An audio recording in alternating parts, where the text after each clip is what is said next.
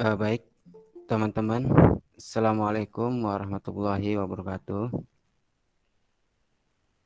Waalaikumsalam warahmatullahi Wabarakatuh. Oke ya, sebelum kita mulai perkuliahan, bahwasannya pada pagi hari ini kita akan melakukan perkuliahan pertemuan keempat dan kelima. Itu karena kemarin tidak masuk Mbak Miftah ya, saya nggak masuk ya.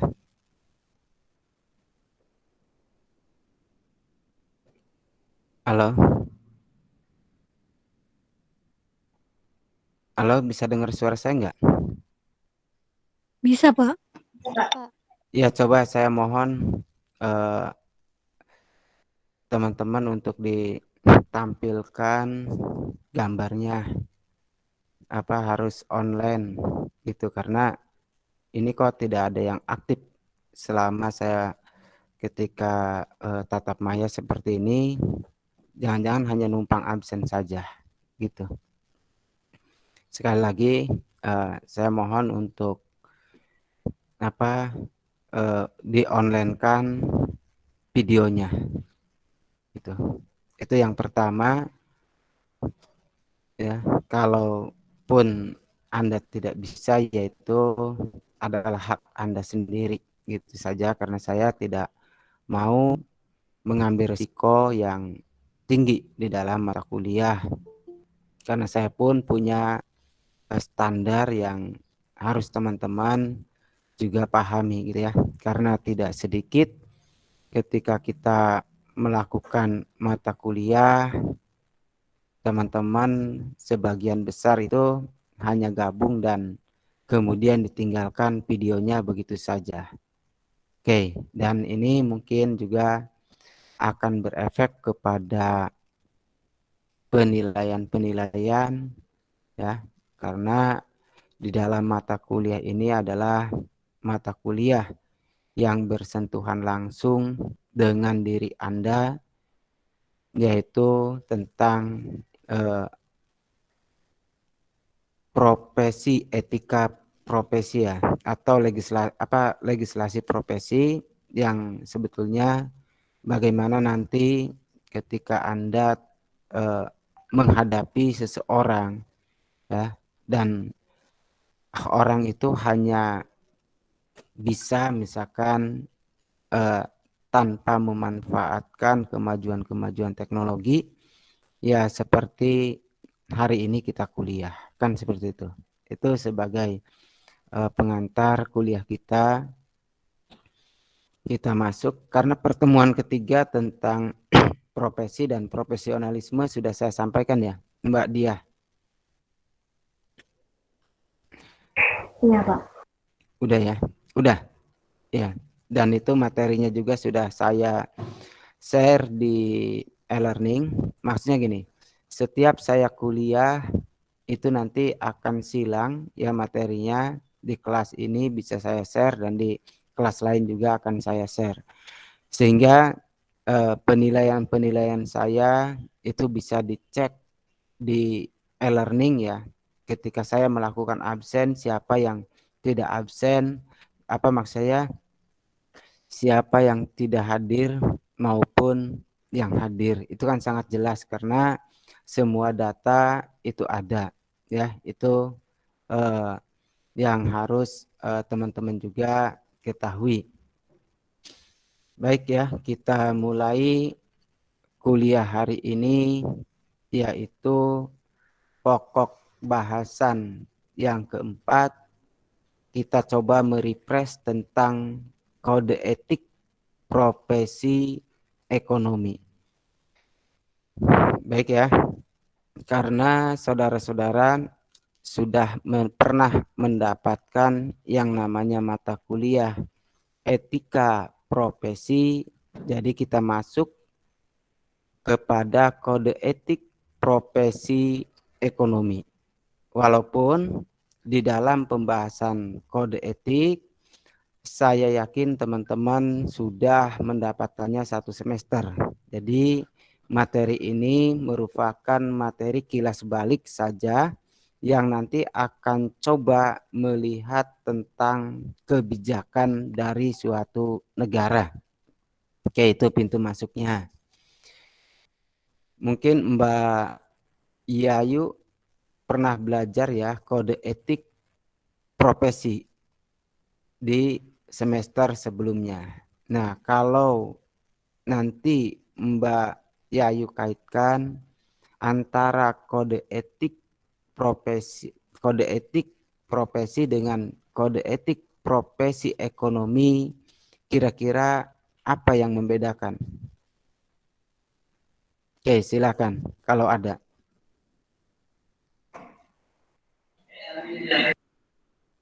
Mungkin Mbak Risa bisa bantu. Mangga.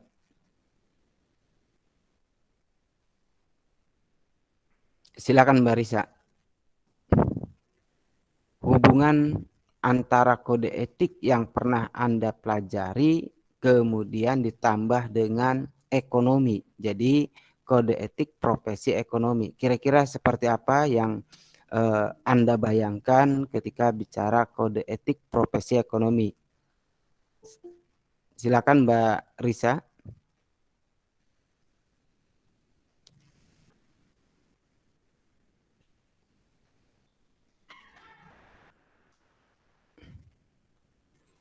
Atau Mbak Linda, mangga.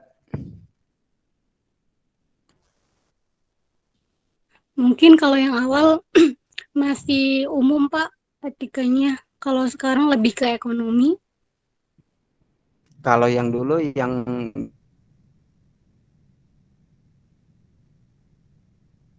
dimaksud itu umumnya di mana? Mbak, Sebenarnya Mbak sih Linda. sama aja sih Pak. Kalau yang dulu juga tentang etika profesi dalam suatu perusahaan dan bisnis. Cuma mungkin sekarang lebih ke apa masalah ekonominya. Hmm. Oke, itu dari Mbak Linda ya. Terima kasih Mbak Linda atas komentarnya dan semua komentar ini kan semuanya terekam. Jadi apapun yang Anda ungkapkan, apapun yang Anda nyatakan di dalam mata kuliah ini semuanya terekam. Jadi nanti pun penilaian-penilaian tidak melihat esensi dari benar atau salahnya suatu pernyataan. Yang terpenting adalah Anda mempunyai keberanian-keberanian yang itu menjadi indikator utama ya di dalam penilaian. Absennya penuh gitu di e-learning bagi diri saya itu tidak jadi masalah karena absen penuh indikator dari kepenuhan absen adalah kuota kan gitu ya, kuota Anda. Nah, tetapi ketika kita kuliah dan semuanya bisa menanggapi kuliah dan saling berinteraksi, itu yang lebih utama. Apalagi sekarang tatap maya ya, Mbak Linda, kira-kira seperti itu. Baik, kalau Iya kode Pak. etik yang pernah kita singgung ya, ataupun Anda pernah dapatkan, yaitu menyangkut satu aturan-aturan yang berlaku di suatu perusahaan ataupun bisnis tertentu. Itu kode etik ya Mbak Linda. Jadi kode etik itu tidak akan sama setiap perusahaan A ataupun perusahaan B bahkan perusahaan selanjutnya. Itu yang patut kita ketahui. Dan kode etik ini apabila kita mengacu kepada perekonomian berarti adalah aturan-aturan yang ada di bidang profesi ya, profesi ekonomi. Seperti contohnya yaitu tentang perusahaan, tetapi di dalam kode etik profesi ekonomi yang akan kita bicarakan bukan sekedar pada perusahaan, tetapi kita akan lebih kepada eh, kebijakan, ya kebijakan dari pemerintah. Karena gini, banyak sekali ketika kita di perusahaan, kita hanya menjalankan roda-roda perusahaan, menjalankan bisnisnya sesuai dengan aturan perusahaan. Tetapi kadangkala kita tidak melihat apa yang ada di luar sana. Nah, di dalam suatu profesi ekonomi, yaitu di luar sana tentunya ada yang namanya kebijakan dari negara. Oke, itu ya yang menjadi patokannya dalam mata kuliah kode etik profesi ekonomi yang kita lakukan hari ini.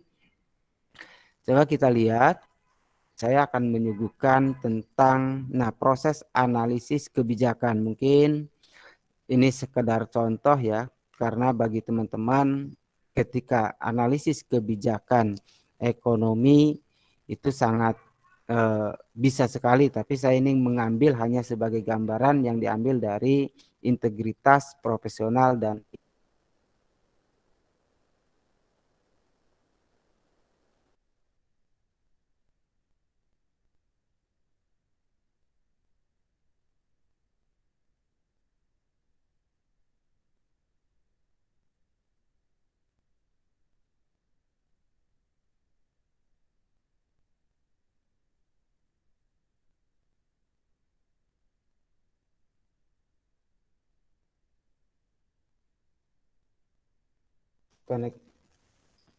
iya, jelek Mbak ya koneksi saya ya.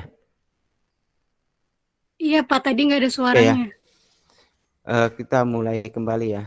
Jadi ketika Anda melihat kebijakan ekonomi, Anda harus melakukan analisis tentang masalah-masalah dan mencarikan solusinya. Itu baru dikatakan bahwa Anda sebagai seorang ahli profesional ya, profesional dalam mengerjakan ketentuan-ketentuan ekonomi. Yakni Anda harus melihat tentang proses analisis kebijakan. Tentunya Anda harus melihat masalahnya apa sih gitu ya. Jadi jangan langsung ketika Anda misalkan bekerja di dalam suatu perusahaan, Anda tanpa memahami masalah yang ada, kemudian Anda langsung berbicara tentang ini loh yang harus dilakukan oleh perusahaan. Tidak juga. Karena setiap masalah itu perlu ya, perlu pemahaman karena setiap masalah lahir dari keadaan-keadaan yang berbeda. Walaupun sama, misalkan masalah Mbak Linda dengan masalah Mbak Miftah, Mbak Siti, ya Mbak Laras itu sama. Misalkan adalah eh, kelebihan uang, itu kan masalahnya sama. Tetapi kan memahami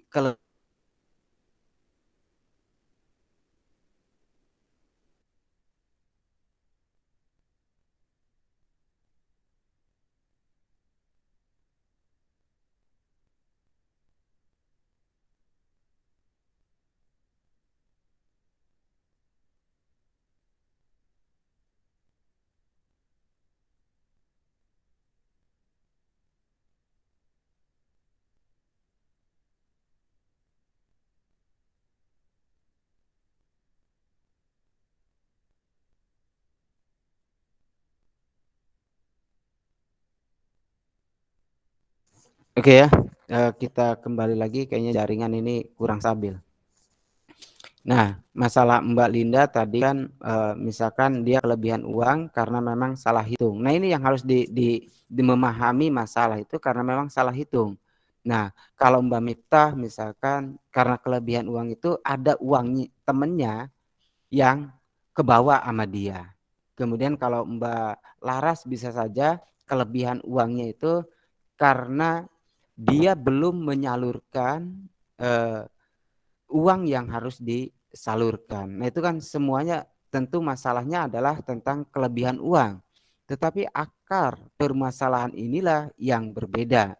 Maka dari situ ya, jangan karena kita bicara langsung melihat ya ujungnya saja yaitu semuanya adalah kelebihan uang. Bukan, tetapi memahami masalah itu kenapa ketiga-tiganya itu bisa kelebihan uang. Nah, itu harus dicari sehingga tidak bisa kita melakukan generalisasi terhadap kelebihan-kelebihan.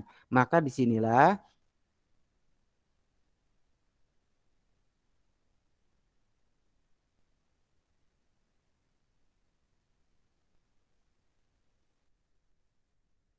itu sendiri dan memilih cara yang tepat ataupun dalam hal ini adalah metode untuk melakukan solusi. Tadi kalau Mbak Laras kelebihannya karena belum disalurkan.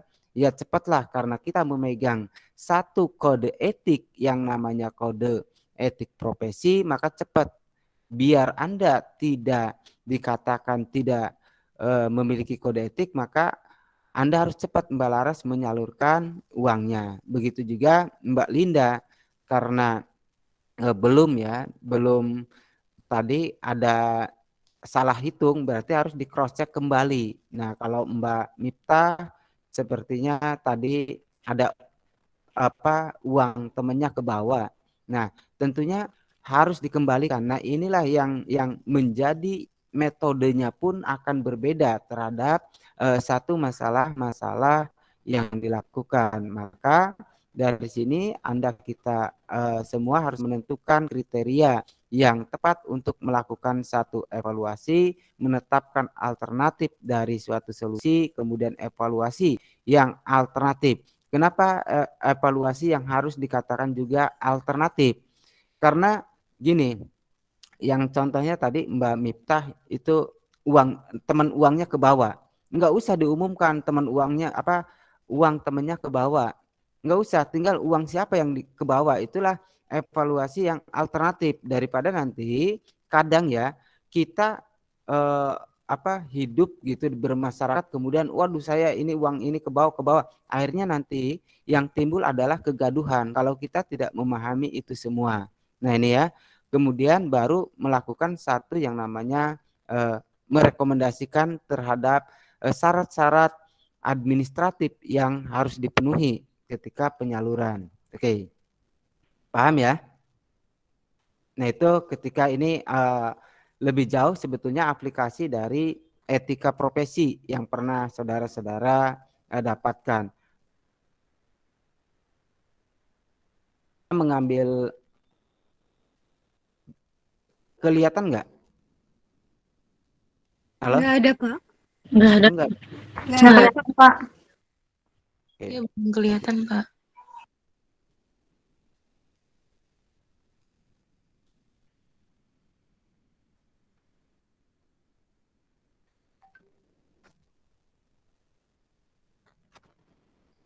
Kok nggak mau?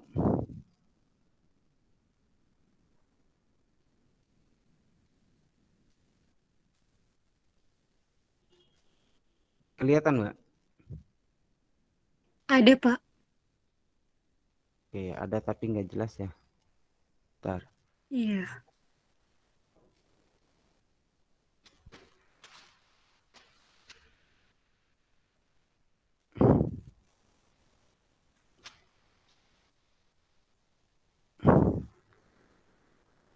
Oke, udah ya. Nah, tadi mari kita lanjutkan. Anda maka akan melihat ya, di dalam bidang ekonomi ini hanya contoh kebijakan yang dilakukan oleh eh, presiden atau oleh dalam hal ini adalah negara, misalkan pengurangan PPh atau tax bagi perusahaan yang menahan dividennya, melakukan reinvestasi. Nah ini hanya sebagai contoh ya, pembebasan visa bagi wisatawan asing. Nanti di bidang ekonomi, maksudnya yang kita kembali ke yang tadi, bagaimana sih dampaknya ya, dampak terhadap profesi Anda ketika nanti ada pembebasan visa bagi wisatawan asing. Bagaimana dampaknya terhadap negara? Nah ini, apa sih yang menjadikan bahwa suatu kepala negara misalkan melakukan kebijakan-kebijakan tersebut? Adakah efeknya? Nah ini yang diharapkan ketika Anda belajar legislasi profesi ya. Jadi profesimu adalah sebagai seorang ekonomi, maka Anda melihat kebijakan-kebijakan yang telah dikeluarkan oleh negara kira-kira merugikan atau tidak. Nah, bagaimana dampaknya terhadap perekonomian masyarakat. Nah, ini yang teman-teman harus pahami. Oke. Coba kita lihat kalau demikian dari kebijakan tersebut kita tarik ya. Dari kebijakan Anda punya namanya etika profesi ekonomi, kemudian melihat kebijakan-kebijakan negara, maka ada baiknya Anda menarik kepada keilmuan Anda, yaitu ilmu ekonomi. Oke. Nah, kalau saya melihat bahwa di dalam ilmu ekonomi biasanya ada dua core besar, yaitu ekonomi makro dan mikro. Nah, kalau makro nanti ya, Anda akan melihat mahjab ekonomi. Nah, kalau Anda misalkan bahwa negara ini memandang ya bahwa dengan membebaskan visa itu justru akan mendapat pemasukan yang lebih besar karena banyak wisatawan asing untuk datang ke Indonesia. Nah, ini mahjab mana yang digunakan? Apakah mahjab ekonominya David Ricardo gitu lah ya. Bagaimana nanti perhitungan-perhitungan ekonominya, dan Anda semua saya yakin memahami. Jadi tidak cepat-cepat menjustifikasi bahwa ketika pemerintah mengeluarkan kebijakan itu Anda langsung memotongnya tanpa melakukan ya pendekatan terhadap teori ekonomi itu sendiri. Coba kita lihat secara makro, sebetulnya kebijakan pemerintah itu menggunakan mahjab ekonomi siapa? Ataukah utilitarianisme, atau mahjab merkantilis, atau liberalisme? Nah ini ya, mahjab itulah yang akan membaca sehingga Anda tahu, oh ternyata pemerintah dengan membebaskan visa karena itu adalah perlakuan dari perdagangan merkantilis. Jadi dengan banyaknya wisatawan asing yang masuk dengan tanpa visa, nah itu bisa mendatangkan devisa yang luar biasa di bidang pariwisataan. Nah, ini yang harus bagaimana nanti dengan pertumbuhan ekonominya, apakah akan menunjang? Bagaimana dengan pendapatan nasionalnya? Nah, ini bisa Anda ketahui semuanya, bisa Anda pelajari dengan ilmu teori ekonomi yang Anda dapatkan dari semester 1 sampai semester 6 kemarin. Nah, itu ya sebetulnya ini yang ingin saya sampaikan. Tetapi yang perlu juga Anda perhatikan ketika pemerintah misalkan tadi saya contohkan tidak usah wisatawan asing itu pembebasan visa, maka dari sisi kebijakan publiknya atau public policy-nya seperti apa? Apakah memang dapat keuntungan yang sebesar-besarnya di dalam perekonomian ini akan memberikan dampak yang positif atau yang negatif. Nah, inilah yang harus Anda perhatikan sehingga ketika dampaknya memang keuntungannya besar.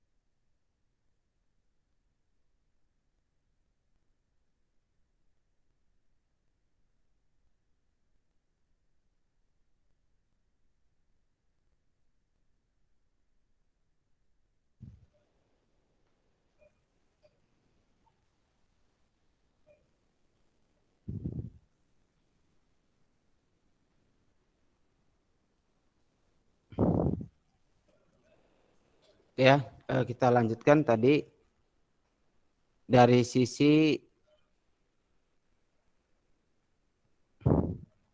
peran dari ekonomi, kemudian dari bagaimana caranya, berarti tadi apakah akan memberi subsidi yang luar biasa atau tidak, kemudian bagaimana dampaknya terhadap perekonomian Indonesia, dan nah karena mungkin tadi walaupun itu akan mendapatkan anggaran yang besar bagi negara, tetapi misalkan dampak negatifnya itu sangat besar ya.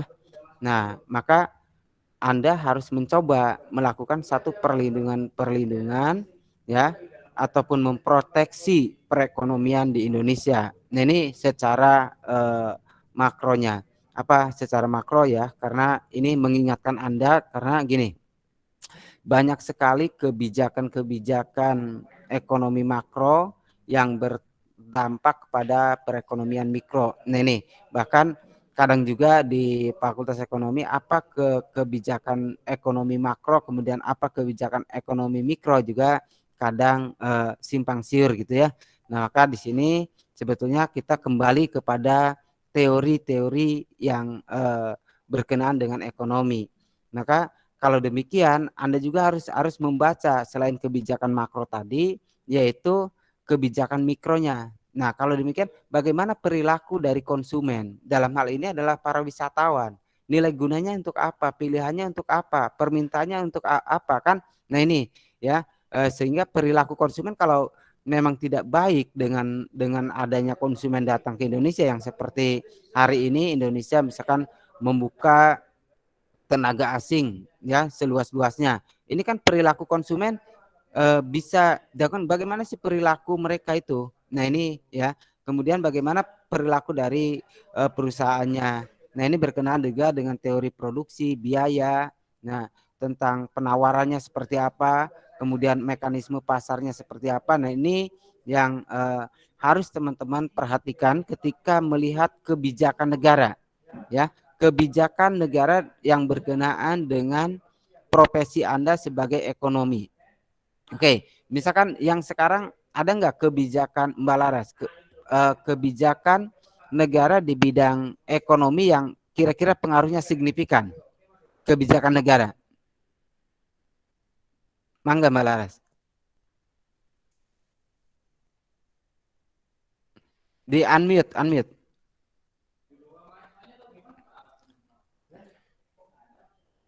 Itu iya. Kebijakan negara yang berkaitan dengan ekonomi, Pak. Iya, hari ini yang Anda rasakan itu kayaknya kurang pas gitu tuh.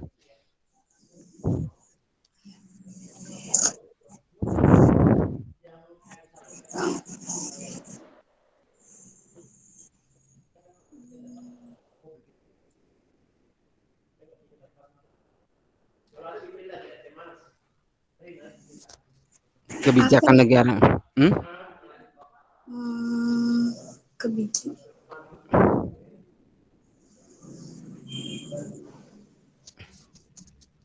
Kebijakan negara yang berkenaan dengan ekonomi ya, yang dianggap oleh teman-teman di Fakultas Ekonomi itu kurang pas loh gitu.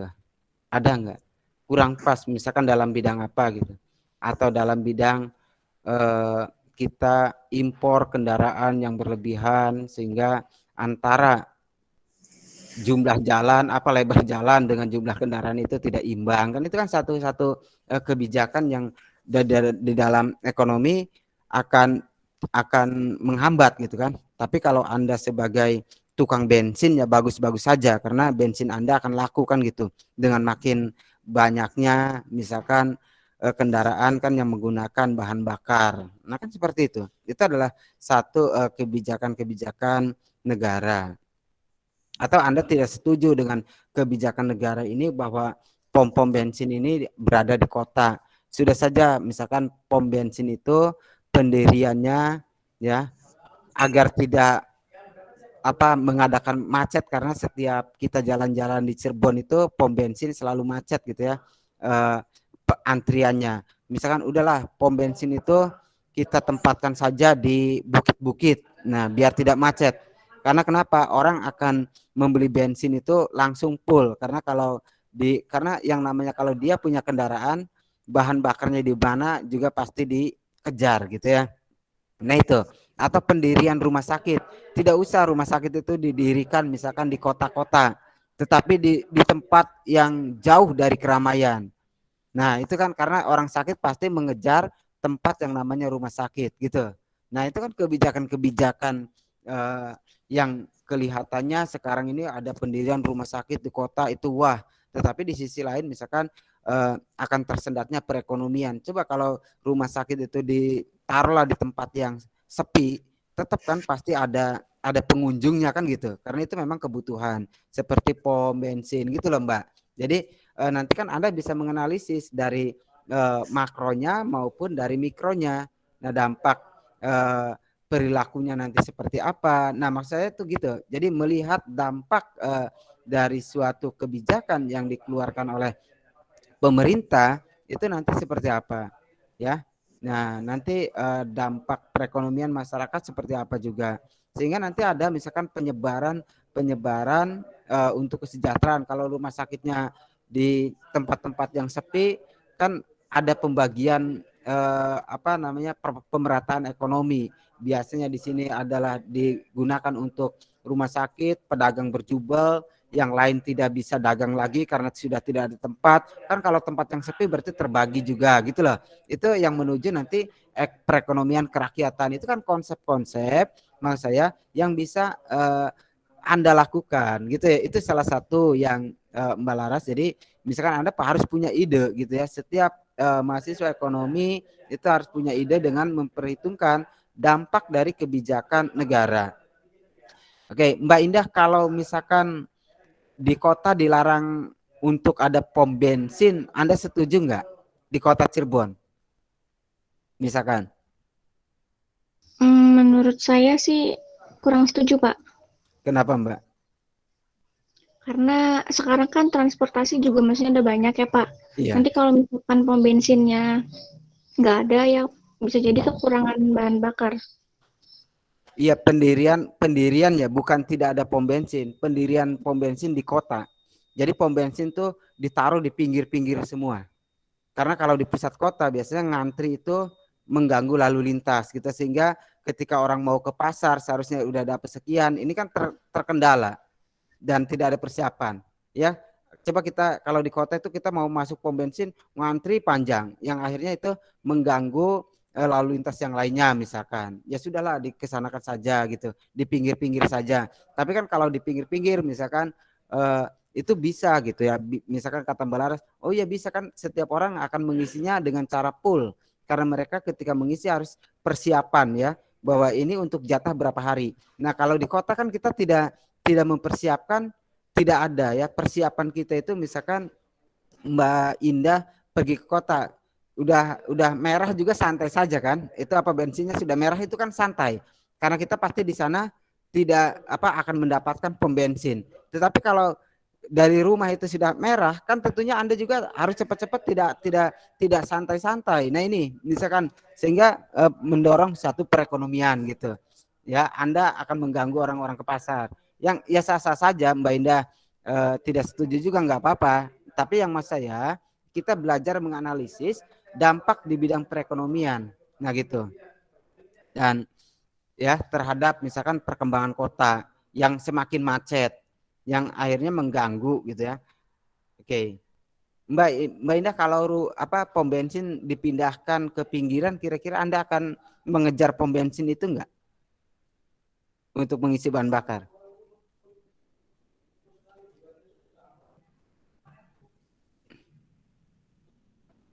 Mengejar ya, Mbak ya? Iya. Mengejar, ya. Nah itu kan, jadi kan tidak begitu signifikan kan, dan ekonomi akan lancar misalkan gitu. Itu adalah penataan dari kebijakan-kebijakan, Mbak. Ya, ini hanya sebagai gambaran. Kalaupun masalahnya setuju atau tidak setuju, ya tidak jadi masalah.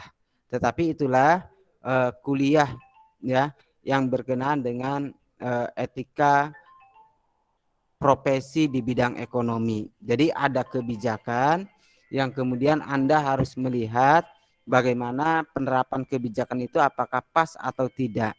Oke, kira-kira seperti itu. Ya kita lanjut pertemuannya ya. Nah ini cara memahami legislasi nasional. Setelah Anda tadi melihat bagaimana etika yang harus dimiliki oleh seorang ekonom ya, kita masuk pada pertemuan yang kelima, sehingga minggu besok 6-7 gitu ya. Kan kita kan cuma 40 menit, ada tambahan sedikit lumayan. Kan 1 jam berapa menit, Mbak? Ada yang tahu? 60, Pak. 10. Enggak, jam kuliah bukan itu. 45, Pak. 45, Pak. Ya 45. 45 apa 40 di ekonomi?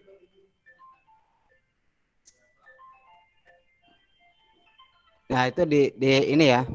Kita kan selalu kuliah itu 1 jam lebih 1 jam lebih. Sementara kan kita satu SKS lah. Tapi bagi diri saya tidak jadi masalah sehingga ketika itu bisa dipadatkan lebih enak, gitu kan ya Mbak ya.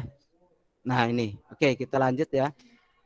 Catatan sebelum mengetahui metode pendekatan legislasi nasional. Tadi kan ketika menganalisis pun perlu metode. Nah kita fokus pada metodenya. Legislasi sebagai metode, ini yang pertama, Anda harus memahami bahwa legislasi atau produk-produk hukum itu dapat dilihat sebagai metode ataupun digunakan sebagai alat untuk berpikir tentang negara, dalam hal ini adalah perekonomian negara. Oke ya. Nah, dari hal ini maka metodologisnya adalah bisa Anda empiris tadi dengan melihat kenyataan bahwa pom bensin itu harus dipindah, atau memang Anda menggunakan akal sehatnya untuk menata kota itu sendiri. Maka kalau demikian Anda akan berpikirnya apakah hal ini tepat menurut nilai-nilai agama atau justru ini akan menjauhkan dari nilai-nilai agama kebijakan ini. Nah maksudnya gitu ya. Jadi itu sebagai cara metode Anda sebagai seorang ekonom juga berpikir. Yang kedua, legislasi itu harus Anda artikan juga sebagai produk pemikiran. Dimana kalau kita memahami legislasi sebagai produk pemikiran, berarti bahwa legislasi ini ditempatkan sebagai hasil ya atau gagasan dari seorang tokoh. Nah, kita contohnya lah kalau kita contohnya DPR ya, kemudian presiden itu salah satunya. Tapi kalau seorang tokoh berarti ini yang akan melahirkan ide-idenya ya, ide-ide. Maka di sini juga mengambil contohnya adalah Socrates, Plato dan Aristoteles karena mereka sebagai orang yang mempunyai ya gagasan-gagasan pemikiran yang berkenaan dengan kebijakan-kebijakan yang harus dilakukan oleh negara. Oke, ya itu. Baik, kalau demikian bagaimana yang harus Anda pikirkan di dalam melihat satu kebijakan legislasi? Dari pertemuan 3 tadi kita masuk bagaimana gaya kita yang harus kita lakukan ketika menemukan legislasi yang kurang pas di hati Anda. Tentunya ada 3 kriteria cara berpikir untuk memahami legislasi atau peraturan perundang-undangan. Yang pertama, legislasi itu pada dasarnya lahir atas ketidakpuasan, atas jawaban yang bersifat tidak masuk akal atau mistis ya. Ini legislasi itu pada dasarnya lahir dari jawaban-jawaban yang tidak masuk akal atau legenda. Sebagai contohnya gini, apakah mungkin pom bensin itu tadi saya katakan ditempatkan di daerah yang sepi? Apakah mungkin rumah sakit itu ditempatkan di daerah yang sepi? Nah itu kan apakah itu masuk akal atau tidak? Nah maka Anda sebagai ahli ekonomi juga harus menganalisis bagaimana kalau dampak ekonomi ketika rumah sakit dan pom bensin itu, ya maksudnya dilogoskan ya, dengan nalar Anda sebagai orang-orang ekonom. Bagaimana kalau dampak dari rumah sakit itu berada di tempat yang sepi? Apakah itu bisa dilakukan dan bagaimana nanti dampaknya terhadap ekonomi? Nah ini, jadi ketika Anda berpikir ya di dalam bidang ekonomi itu harus realistis, gitu, harus realistis. Jadi jangan sampai ada pemahaman gini yang kita dapatkan di kelas sebelah ya. Kalau saya menjual barang dengan harga yang mahal itu katanya menurut tidak mungkin. Ya itu kan masih berpikir mistis. Bukankah prinsip ekonomi justru mengajarkan hal yang real? Kalau memang terbukti bisa dilakukan, ya itu sudah satu kemungkinan atau satu kepastian yang memang ada ya di dalam perekonomian itu sendiri. Oke.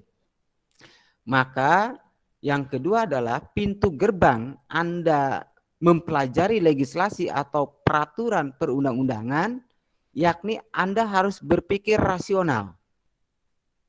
Rasional enggak ketika rumah sakit itu di tempat yang sepi? Rasional enggak? Apakah tetap rumah sakit itu akan dikunjungi oleh para pasien? Rasional enggak ketika pom bensin itu tidak ada di kota, apakah tetap akan laku?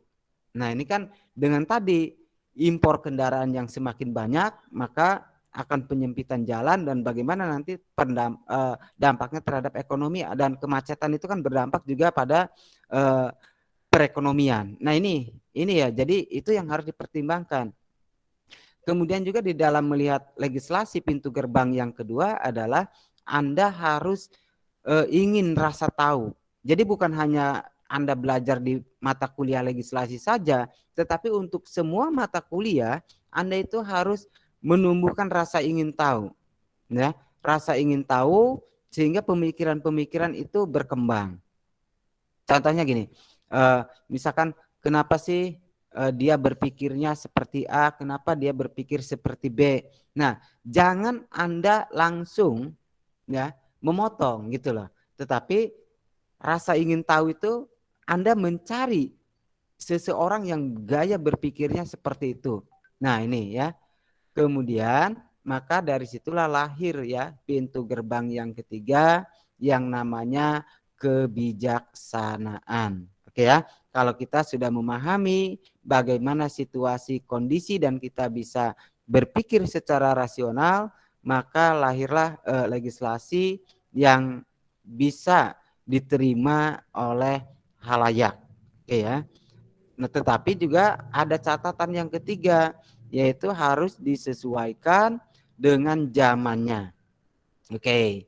Dengan zamannya tadi, kalau dulu mungkin tidak mungkin ya bahwa pom bensin itu di tengah hutan, tidak mungkin zaman dulu karena akses jalannya juga, kemudian jumlah kendaraan juga belum sebanyak sekarang.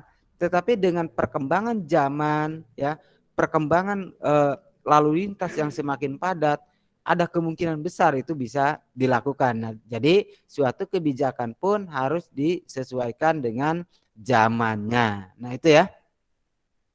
Oke.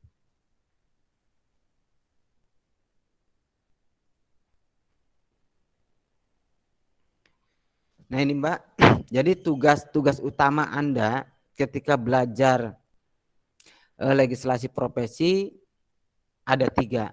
Yang pertama adalah memperjelas konsep legislasi, ya. Ataupun Anda ketika dihadapkan kepada kebijakan-kebijakan ekonomi, Anda harus memberikan satu penjelasan di bidang ekonomi, gitu ya.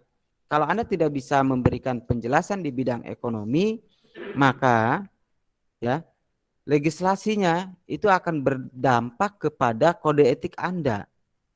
Nah itu ya akan berdampak kepada semuanya, terhadap peraturan perusahaan, ya, terhadap diri Anda gitu ya. Oke. Kemudian yang kedua juga Anda harus mengkritisi konsep legislasi itu sendiri. Ya, pemikiran-pemikiran legislasi itu sendiri.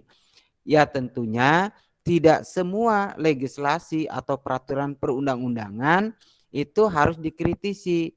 Tetapi yang harus dikritisi adalah peraturan perundang-undangan yang sesuai dengan keilmuan Anda. Tentunya yang menyangkut ekonomi. Oke ya. Nah, itu baru pada pertemuan kemarin kita sudah membahas kalau kita di luar keilmuan itu akan dikatakan tidak profesional. Tetapi kalau mengkritisi satu peraturan tetapi sesuai dengan keilmuannya, misalkan itu baru dikatakan seorang yang dapat dikatakan profesional. Kalau memang ada aturan-aturan yang berkenaan dengan ekonomi dan dinilai itu merugikan, ya sudah selayaknya ahli ekonomi itu turun gitu ya. Nah ini. Oke, kemudian yang ketiga tugasnya adalah membuat argumentasi yang jelas.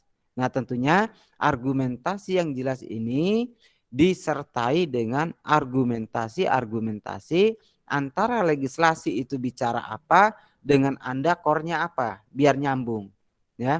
Nah, baru disinilah yang namanya konsep atau argumen itu dikatakan sebagai nyawa dari sebuah logika. Nah, makanya di awal saya pernah menyinggung apakah Anda dapat mata kuliah logika atau filsafat tentang ekonomi atau belum. Nah, ini kan agak bingung Mbak Miftah, agak bingung nggak ketika saya menjelaskan ini? Akhirnya. Halo Mbak Miftah. Nah, Atau, iya Pak. nah, ya karena kita lihat di sini ya, nyawa dari argumentasi itu logika. Sementara logika itu apa sih Pak? Nah, nanti kan Anda pernah nggak dapat mata kuliah logika? Nah, makanya saya di awal-awal menyatakan bahwa apakah Anda dapat mata kuliah logika atau filsafat yang berkenaan dengan ekonomi? Kan belum ya. Tidak didapatkan. Sementara ketika masuk pada legislasi profesi, yaitu cara membuat argumentasi legislasi itu bukan dogma. Dogma tuh gini. Kalau Anda kata dosennya A B C D, berarti Anda harus nurut saja gitu. Ya. Jadi nurut sesuai dengan buku, sesuai dengan ini tanpa Anda berpikir. Nah, ini fungsinya dari sebuah argumentasi, kenapa itu nyawanya logika, karena nanti harus masuk akal gitu ya.